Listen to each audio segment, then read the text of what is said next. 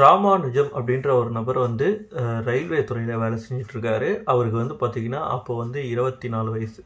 So அவர் வந்து வேலை செஞ்சுட்டு இருக்கும்போது திடீர்னு அவருக்கு ஒரு ஹார்ட் அட்டாக் வந்துருச்சு. ஹாஸ்பிட்டலுக்கு கொண்டு போய் சேர்க்குறாங்க. ஹார்ட் அட்டாக் வருது. ஸோ டேப்லெட்லாம் கொடுக்குறாங்க. இதுக்கப்புறம் கொஞ்சம் பார்த்துக்க அப்படின்னு சொல்கிறாங்க.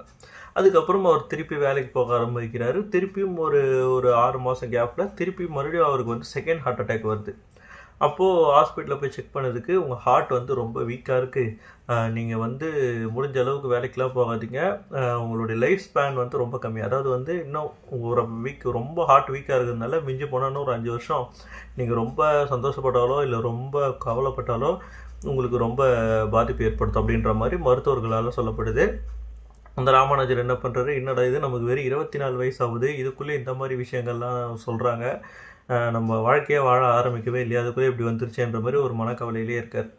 அதுக்கப்புறம் வந்து சரி அப்படின்னு சொல்லிட்டு அவருக்கு ஆன்மீகத்து மேலே ஈடுபாடு அதிகம். ஸோ அவர் வந்து அப்பப்போ அங்கங்கே கிடைக்கிற கோவிலுக்கெலாம் போகிறார்.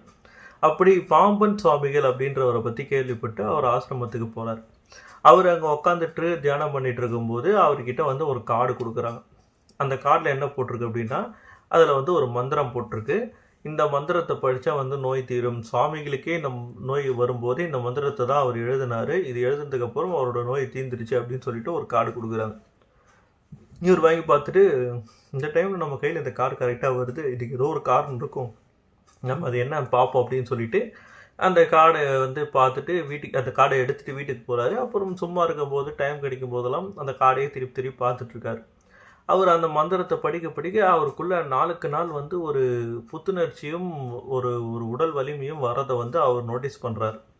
நோட்டீஸ் பண்ணிவிட்டு அதுக்கப்புறம் வந்து ரெகுலராக அந்த செக்கப்புக்கு வர சொல்லுவாங்க. ஸோ ஹார்ட் பேஷண்ட் ரெகுலர் செக்கப்புக்கு போகும்போது அப்போது ஹார்ட் ஸ்கேன் பண்ணி பார்க்கும்போது அவரோட ஹார்ட் வந்து முன்னாடி வீக்காக இருந்தது, இப்போ நல்லாவும் ஆயிடுச்சு, பிளாக்லாம் எதுவுமே இல்லாமல் அவர் ஹார்ட் வந்து இந்த ஹார்ட் அட்டாக் வர்றதுக்கு முன்னாடி நார்மல் ஹியூமன் பீயிங்கோட ஹார்ட் வந்து எந்த அளவுக்கு ஸ்ட்ராங்காக இருக்குமோ அந்த அளவுக்கு ஸ்ட்ராங்காக மாறுது. இது வந்து மருத்துவர்களுக்கே ஆச்சரியம். என்னடா அது 2 ஹார்ட் அட்டாக் வந்திருக்கு, ஆனால் அவர் ஹார்ட் வந்து வீக்காக இல்லாமல் ஹார்ட் அட்டாக் வந்ததுக்கான தடயமே இல்லாத அளவுக்கு அவருடைய இதே வந்து முன்னாடி இருந்த மாதிரி இருக்கே அப்படின்ற மாதிரி செம்ம ஷாக்.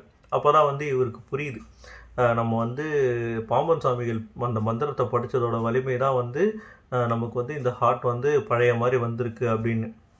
இந்த மாதிரி நிறைய அற்புதங்களை நிகழ்த்தினவர் தான் பாம்பன் சுவாமிகள். இவர் வந்து ஒரு தீவிர முருகர் பக்தர். இவர் வந்து பார்த்திங்கன்னா இவருக்கு தெரியாத விஷயமே இல்லை. நல்லா தமிழ் நல்லா வரும், அவர் விளையாட்டிலும் சிறந்தவர், கலைகளிலும் சிறந்த, எல்லாத்துலேயுமே சிறந்திருந்தார் பாம்பன் சுவாமிகள். அவர் வந்து இந்த மாதிரி நிறைய அற்புதங்களை நிகழ்த்தியிருக்காரு. இதில் வந்து இன்னொரு அற்புதமான ஒரு விஷயத்தை வந்து பார்ப்போம். பாம்பன் சுவாமிகள் வந்து அவர் வந்து எல்லாருக்குமே வந்து ஆசையெல்லாம் கொடுத்துட்டு அவங்களுடைய கேள்விகளுக்கு எல்லாத்துக்குமே வந்து விடை சொல்லி அவர் ஆசிரமத்தில் நல்லபடியாக வாழ்ந்துட்டுருக்காரு. அப்போ வந்து அவருக்கு வந்து வயசு 73. அதுக்கப்புறம் என்ன பண்ணுறாரு, அவர் ரெகுலராக கோயிலுக்கு அங்கே இங்கேன்னு வெளியே போயிட்டு வர்றாரு. ஸோ அந்த மாதிரி ஒரு வாட்டி கோயிலுக்கு போயிட்டு வரும்போது ஒரு குதிரை வண்டி வந்து அவரோட கணுக்காலில் வந்து ஏறிடுது. கணுக்கால் ஏறினவுடனே ரத்தம் நிறைய வர ஆரம்பிக்குது. உடனே ஹாஸ்பிட்டலுக்கு கூப்பிட்டு போகிறாங்க. உங்கள் கணுக்கால் எலும்பு வந்து 2ஆக உடஞ்சிருக்கு, அது ஒட்டுறது கஷ்டம், வயசு முதிர்ச்சி காரணமாக அது இப்போ ஒட்ட வைக்க சர்ஜரிலாம் எதுவும் பண்ண முடியாது, இதுக்கப்புறம் கொஞ்சம் எழுந்து நடக்கிறது கஷ்டம், இப்படியே ஒரு 15-20 நாள் பார்ப்போம், அப்படி கணுக்கால் கூடல அப்படின்னா அது ரிஸ்க் ஆகிடும், நம்ம காலை எடுக்கிற மாதிரி சூழ்நிலை வந்துடும் அப்படின்ற மாதிரி மருத்துவர்கள் சொல்கிறாங்க. இதை கேட்டு 15 நாள் பார்ப்போம் அப்படின்னு சொல்லிட்டு அவர் வந்து பார்த்திங்கன்னா பெட் ரெஸ்ட் எடுத்துகிட்டு படுத்துட்ருக்காரு. அப்போது அந்த பெட் ரெஸ்ட் எடுத்து படுத்துட்டு இருக்கும்போது கூட அவர் வந்து தினமும் வந்து ஒரு பாட்டு எழுதணும் அப்படின்ற ஒரு முருகருக்கு ஒரு பாட்டை வந்து எழுதி சமர்ப்பிக்கணும் அப்படின்ற மாதிரி ஒரு எண்ணம் கொண்டவர். அவர் அந்த படுக்கையில் இருக்கும்போது பாடல் எழுத ஆரம்பிக்கிறார். ஒரு நாள் அவர் அந்த மாதிரி பாட்டு எழுதிட்டு படுத்து தூங்கும்போது கனவுல முருகர் வரார். என்னை நம்பினா நான் யாரையும் கைவிட மாட்டேன், நீ கவலைப்படாத, உன் காலை நான் சரி பண்ணுறேன் அப்படின்ற மாதிரி சொல்கிறார். அப்போ வந்து முருகர் வந்து ஒரு மயில் வாகனத்தில் தோன்றி அந்த வேல் வந்து அவர் காலை கீழே வச்சுட்டு போகிற மாதிரி ஒரு கனவு காண்றாரு. அப்படியே உடனே எந்திரிச்சு பார்த்தோடனே முருகரே நமக்கு வந்து காட்சி கொடுத்துருக்காரு, அப்போ கண்டிப்பாக வந்து நம்ம காலை சரி பண்ணிடுவார் அப்படின்ற ஒரு நம்பிக்கை பாம்பன் சுவாமிகளுக்கு வருது. அதுக்கப்புறம் என்ன நடக்குதுன்னா, அப்படியே ஒரு 10 நாள் ஆகுது, 15 நாள் ஆகுது. மருத்துவர்கள் வந்து நம்ம திருப்பி ஸ்கேன் பண்ணி பார்க்கணும், இது எடுத்தால் தான் சரியாகும் அப்படின்ற மாதிரி சொல்கிறாங்க. உடனே அதுக்கு அவர் என்ன சொல்கிறாரு, நீங்கள் இப்போ ஸ்கேன் பண்ணுங்கள், எனக்கு நல்லாயிட்டு இருக்குன்னு தோணுது அப்படின்ற மாதிரி பாம்பன் சுவாமிகள் சொல்கிறார். இது கேட்டவுடனே சரி ஓகே, அவர் ஆசையும் கிடைக்கணும், நம்ம ஒரு வாட்டி மறுபடியும் வந்து எக்ஸ்ரே எடுத்து பார்த்துடலாம் அப்படின்னு சொல்லிட்டு அவர் காலை எக்ஸ்ரே எடுத்து பார்க்கும்போது என்ன அதிசயம் நடக்குதுன்னா, அந்த உடஞ்சி இருந்த கணுக்கால் வந்து பார்த்திங்கன்னா தானாக ஒன்று சேர்ந்துருக்கு. மருத்துவர்களே வந்து ரொம்ப ஆச்சரியமாக சொல்கிறாங்க. ஏன்னா இந்த மாதிரி ஒரு விஷயம் வந்து நடக்கிறது வந்து ரொம்ப ரொம்ப ரேரு. ஆனால் இது வந்து நடந்திருக்கு, இது வந்து கடவுளோட அருளால் தான் நடந்திருக்கு அப்படின்ற மாதிரி மருத்துவர்களே சொல்கிறாங்க.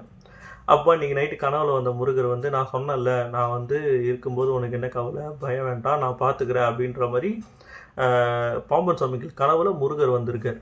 இன்றைக்குமே நீங்கள் சென்னை ராஜீவ்காந்தி மருத்துவமனையில் போனீங்கன்னா அங்கே இருக்க வார்டில் பாம்பன் சாமிகளோட ஃபோட்டோ வச்சுருப்பாங்க. அதுக்கான ரீசன் இதுதான். இந்த மாதிரி பாம்பன் சுவாமிகள் வந்து நிறைய அற்புதங்கள் பண்ணியிருக்காரு. அடுத்தடுத்த வீடியோவில் அவர் என்னென்ன அற்புதங்கள்லாம் பண்ணியிருக்காரு அப்படின்றத தொடர்ந்து பார்ப்போம். இந்த மாதிரி மகான்களும் அவர்களுடைய அதிசய அற்புதங்கள் நிகழ்ச்சிகளை வந்து தொடர்ந்து பார்க்கணும்னா நம்ம சேனலை லைக் பண்ணுங்கள், ஷேர் பண்ணுங்கள், சப்ஸ்கிரைப் பண்ணுங்கள். நன்றி, வணக்கம்.